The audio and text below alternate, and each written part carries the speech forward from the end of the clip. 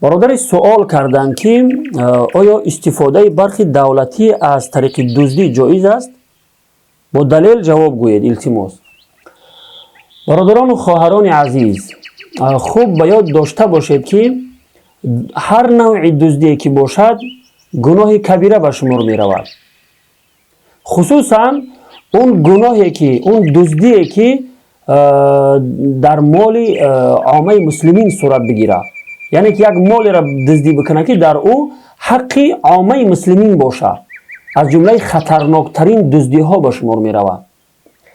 اگر عموما یک انسان از یک شخص معین اگر دزدی بکنه، تلافی کردنش آسان است. یعنی مال را به صاحبش واپس میکنه، از صاحبش عذرخواهی میکنه و میشوه مال همین خیلی نوع دزدی تلافی میشوه.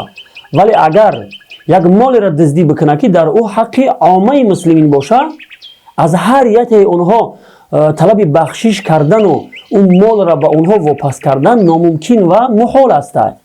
به همین خاطر این نوع دزدی که میشوه، که دزدیدن قوای برق دولتی، از جمله گناهان کبیره و خطرناکترین دزدی به شمار می رود. خوب باید داشته باشید برادرایی که از راه دزدی قوای برق استفاده میبره، از الله بترسه و کاری کنه که در سر خودتون پریشانی و سختی را نبیاره. در این بابت، در بابتی که یک انسان حق دیگران را از راه باطل میخره، خداوند وعید سخت ارشاد فرمودگی است. خداوند میفرماید استعیذ بالله: یا ایها الذین آمنوا لا تأکلوا اموالکم بینکم بالباطل. ای شخصانی که شما ایمان آورده، مالهای یکدیگر را از راه باطل، یعنی از راه نامشروع، از راه دزدی، از راه ظلم و ستم نخورید. در دوام آیت، در آخر آیت، وعید کسانی را میفرماید خداوند که مال مردم را به ناحق میخوره. میفرماید استعیذ بالله: و من یفعل ذلك عدوانا و ظلما فسوف نصلیه نارا و کان ذلك علی الله یسیرا. اگر شخصی که این کار را انجام بده، یعنی اگر شخصی که مال مردم را از راه باطل بخوره، از روی تجاوز و ظلم، فسوف نصلیه نارا، زود است که ما او را در آتش جهنم می اندازیم و این کار برای خداوند آسان است. شما ببینید که آیت به صراحت می فرماید که اون مردمی که حق دیگران را از راه باطل می خوره، ما او را در آتش جهنم می اندازیم.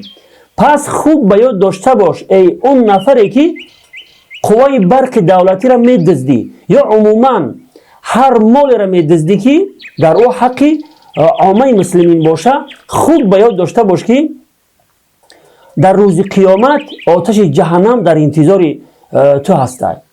قطعا از دزدیدن قوای برق یا عموما هر مالی که در او حق عامه مسلمین باشه شما پرهیز بکنید. علاوه از این آیت، در احادیث بیشمار نبوی وعیدهای سخت برای اون مردمی که حق دیگران را از راه باطل میخوره وارد شدگی است.